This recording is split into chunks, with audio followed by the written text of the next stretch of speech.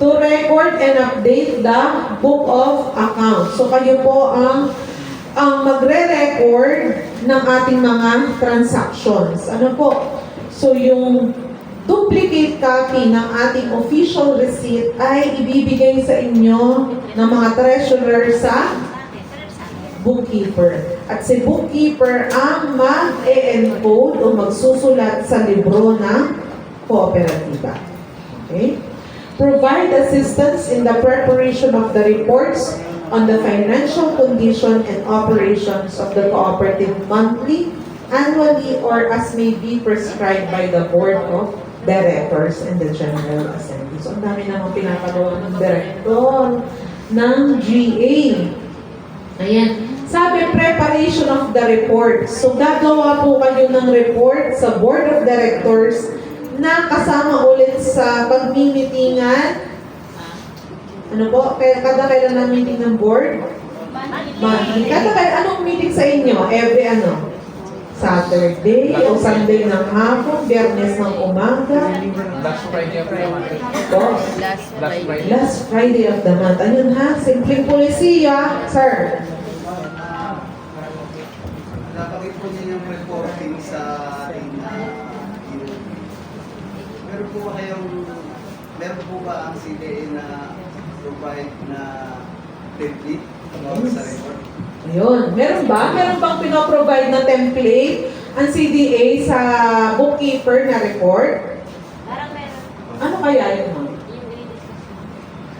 Yan. So, yung didiscuss ko mamaya, yung simpleng trial balance at itong statement of financial condition and operation na matututunan nyo mamaya, yan po ay pwede nyo nang i-report sa ating mga Board of Directors. Okay? So, kaya makinig kong maigi. Ano po? Monthly sa Board of Directors. Ayan. So, kaya kailangan bibigyan din kayo ng portion ni na director para makapag-report po sa kanila. Kasi ayaw nating magkagulatan na wala na palang pera ang ating kooperatiba. Okay? And to the General Assembly.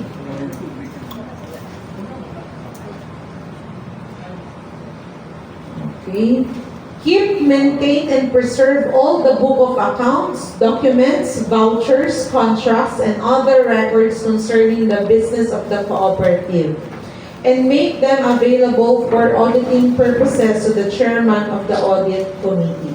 Ito nga pala sa number 2, idagdag ko, ang ating mga, ayan, so kayo po ay, yung iba po dito na-register last year. So 1 year pa lang po ang report nyo, noong May 31, na deadline ng CDA.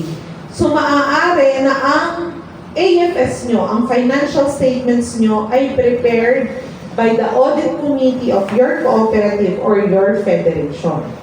Pero yung iba po sa inyo dito ay register ng 2022 pa sa Queen Margaret ba yan? Opo.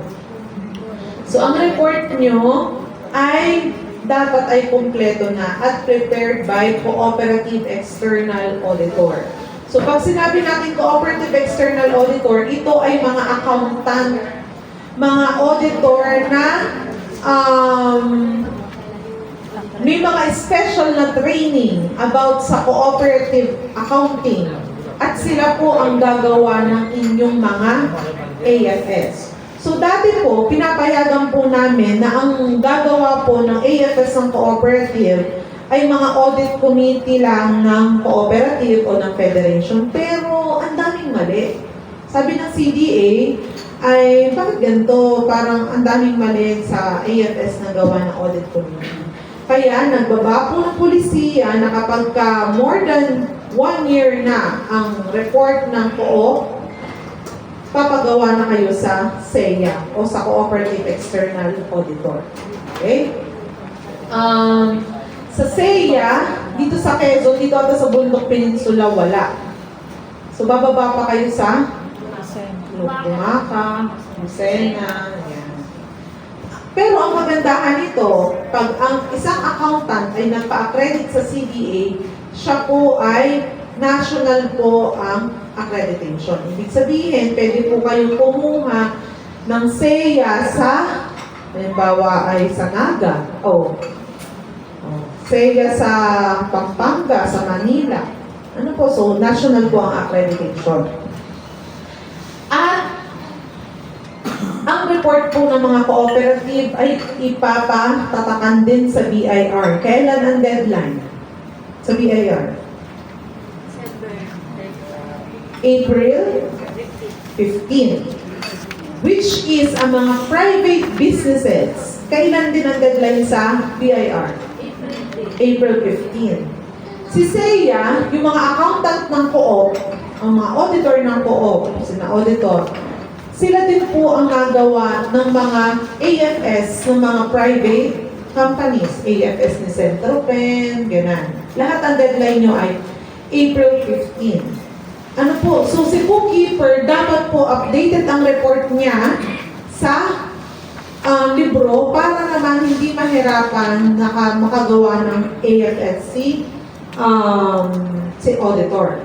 Kasi baka sabihin na ang dinadahilan minsan ng mga cooperative kung bakit wala pa silang report ay si auditor. Pero kung titignan, April 15 ang deadline. Ang deadline sa CBA ay April 30. Regular deadline po talaga yan, April 30. Pero pinadala nila ang report kay SEA. Late na. Ang dami ng audit ni SEA.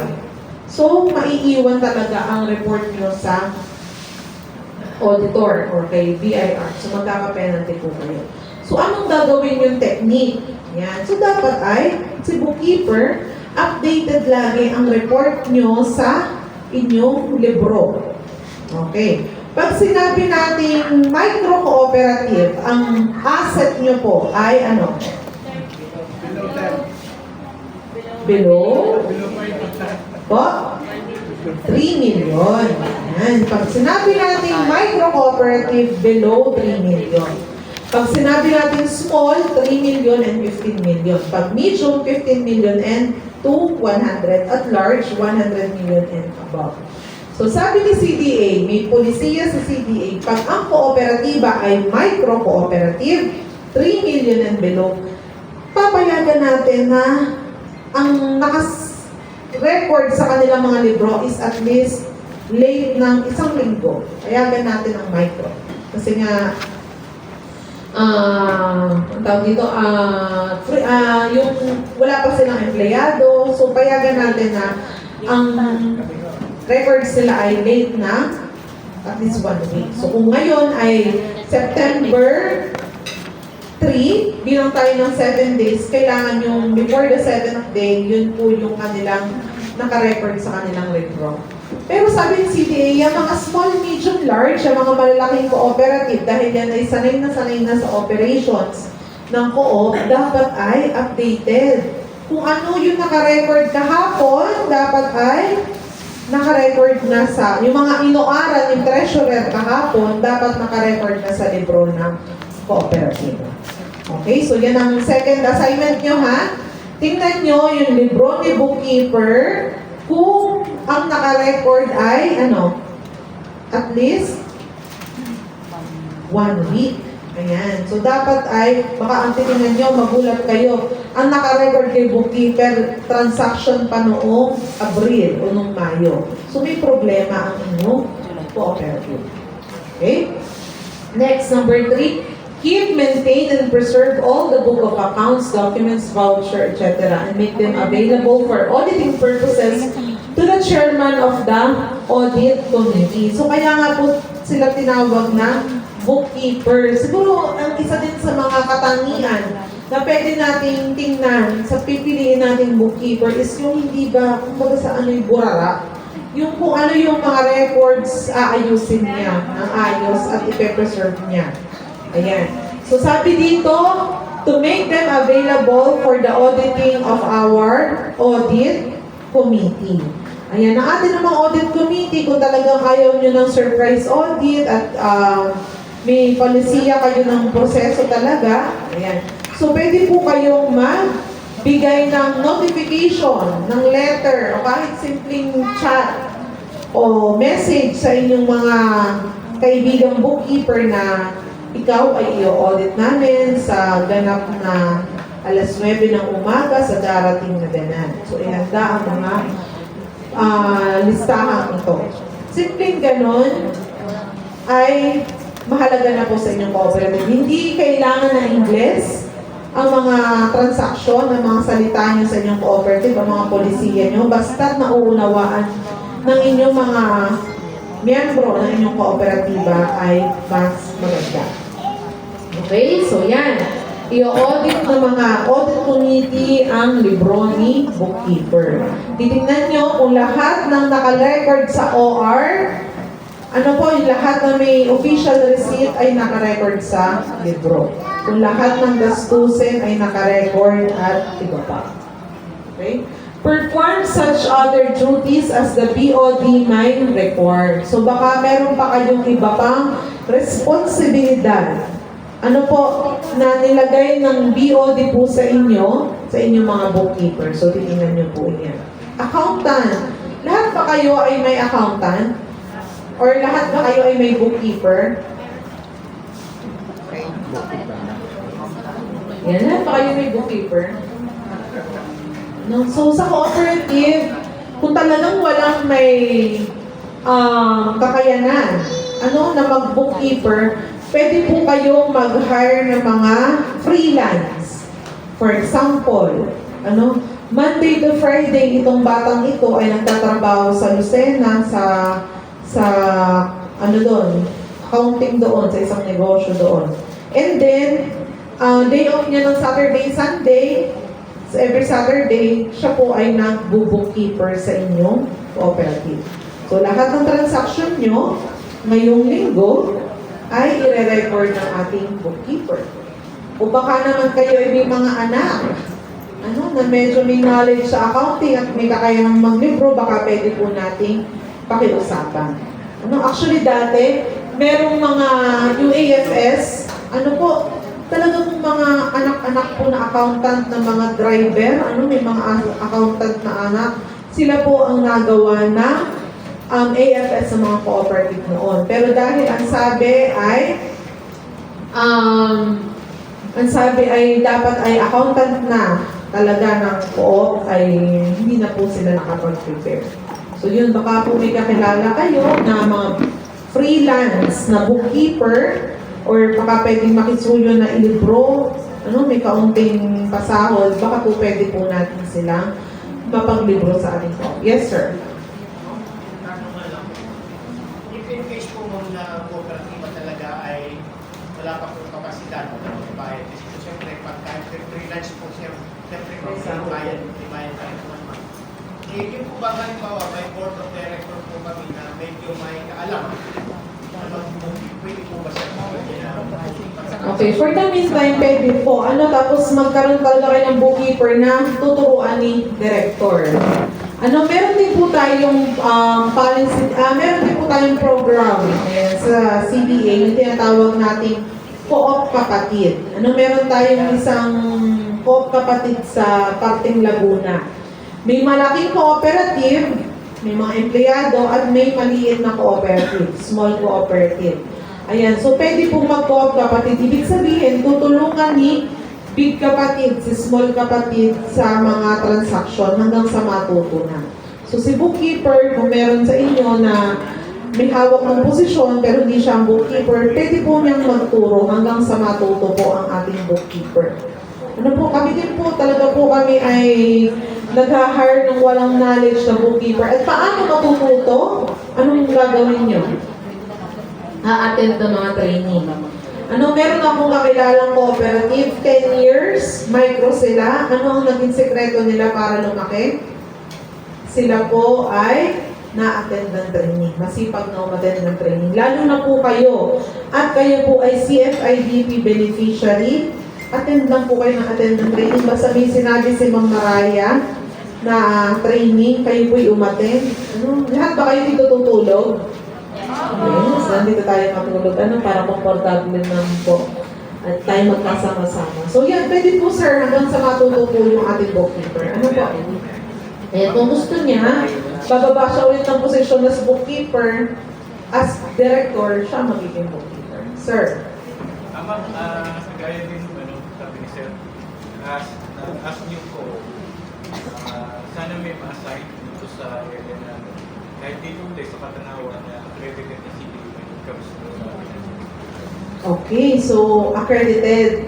So sige po, baka po pwede po tayong kasi po ang pagiging actually ang sa Quezon ay parang wala pang 20 o wala pang 15 ang SEA ng Quezon o ang accountant ng Quezon.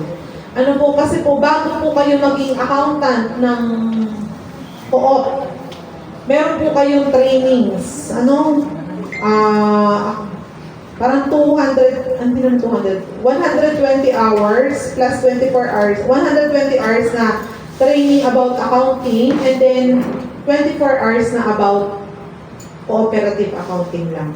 So baka, sige po, baka kung may kakilala kayo dito sa Bundok Peninsula ng mga batang accountant, CPA. Ano po, meron pa kayong kakilala? Sige. Bigay niyo po sa amin yung number.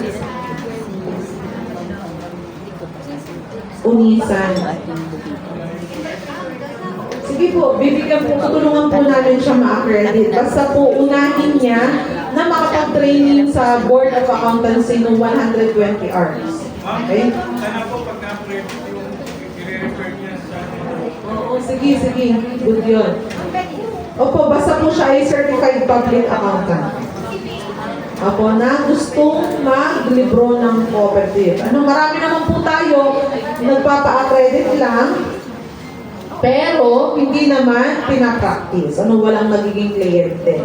Pero sige po, tutulungan namin kayo. Basta mag-refer po kayo ng certified public accountant na bata or nagpa-practice na po. Na gusto maging CPA na po. Okay?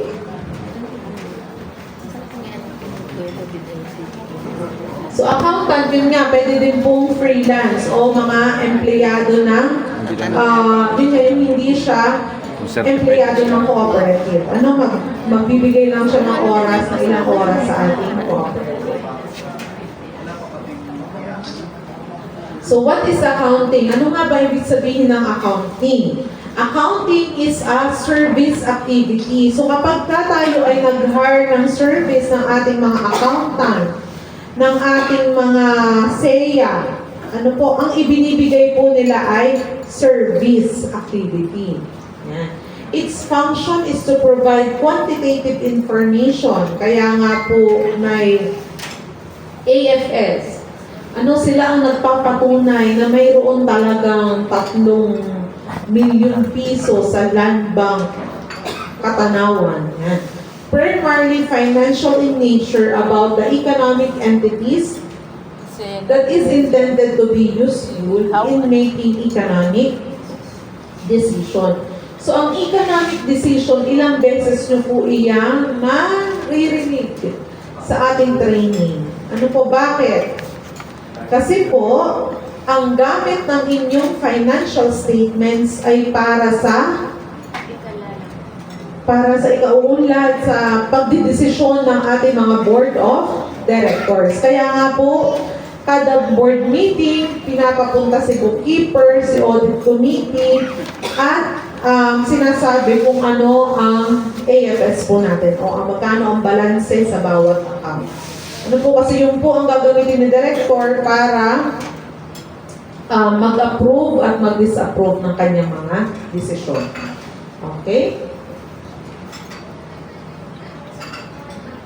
So, accounting is the process of identifying, measuring, communicating economic information to permit informed judgment and decision by the users of the information. So, sa accounting, ina-identify natin. This is the process of the recognition or the non-recognition of the business activities as accountable events. So, meron tayong mga pangyayari sa ating kooperatiba, sa ating negosyo, at titingnan nyo kung ito ba ay kailangang i-record sa inyong libro. Kailangan ba itong OR-an?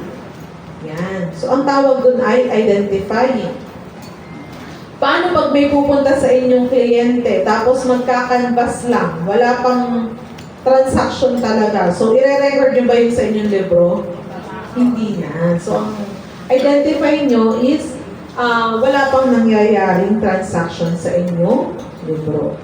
Pangalawa is measuring. This is the process of assigning a peso amount to the economic transaction and events. Dito naman, maglalagay kayo ng magkano. Ang tanong dito, magkano? Yan. So, halimbawa ay nagbenta kayo. Ano bang mga binibenta ng inyong cooperative? Niyog. So, nagbenta kayo ng niyog. Magkano ang benta nyo? Magkano ang inyong puhunan? Ano, hindi kayo pwedeng magbenta ng kaparehas lang ng inyong puhunan. Kasi ano mangyari sa inyong cooperative? Malulugi. Wala kayong kikitain. At saan ba nanggagaling ang inyong dividendo? Sa kinita ng kooperatiba. So, ang kooperatiba po ay negosyo. Ano po, kaya nga po tayo ay may financial statements. Hindi maaaring parang laging kawang gawa sa ating mga miyembro. Ito po ay negosyo. Kailangan po kayo ay makapag surplus o kumita ang inyong cooperative kasi iyon ang determinasyon kung kayo ay makakapagbigay ng dividendo. Yung mga register natin ng 2022, kayo ba ay nakapamigay na ng dividendo? Wala pa, Alaysa, talagang ano ba? Normal po yan. Ano po, yung iba nga po, hanggang 7 years ay wala pang dividendo na natatanggap ang kanilang kooperatiba. Ano po? So, assigning a peso amount to the economic transaction and event. So, communicating is the process of preparing and distributing accounting reports to the potential users of the accounting information. So, sa communicating, dito natin sasabihin na treasurer, may kailangan kang resibuhan, may kailangan kang issuehan ng cheque, yan. Recording is the process of systematically maintaining record of all economic business transactions after they have been identified and measured. Ano po? So, i-record na po ng ating mga bookkeeper sa libro kung magkano po ang kanilang na i-record o pumasok na pera at lumabas. Classifying is the posting to the ledger. It's the sorting and grouping of similar and interrelated economic transactions. So, mamaya po, yan ay inyong matututunan. So, summarizing is the preparation of the financial statement. Ano po? So, kayo po ay gagawa ng financial statements. Mamaya, magbibigay ako ng example and then tomorrow, magkakaroon po tayo ng workshop. Ano po kung paano maggawa? Simple bookkeeping. Para hindi na kayo magmahal ng bayad. Kasi po, pagdami ng papagawa nyo kay SEA, kay CPA, kay accountant, ganoon din po pagmahal ng kanilang service activity. Siyempre, meron din yung mga empleyado, magbabayad din yung ng renta, negosyo din yun. Kung ganoon din po kadami ang kanilang babayaran. Yung aming pong cooperative, ay kami din po, si accountant din po namin, ano po, ang nagpapatatak sa BIR at nagsasubmit sa system ng BIR. So, may dagdag bayad din po. Ano po? Yan, siguro, muna tayo. 10 minutes break, CR break, merienda break, ayan. So, bago po natin ituloy. Marami pa po tayong example. Sir?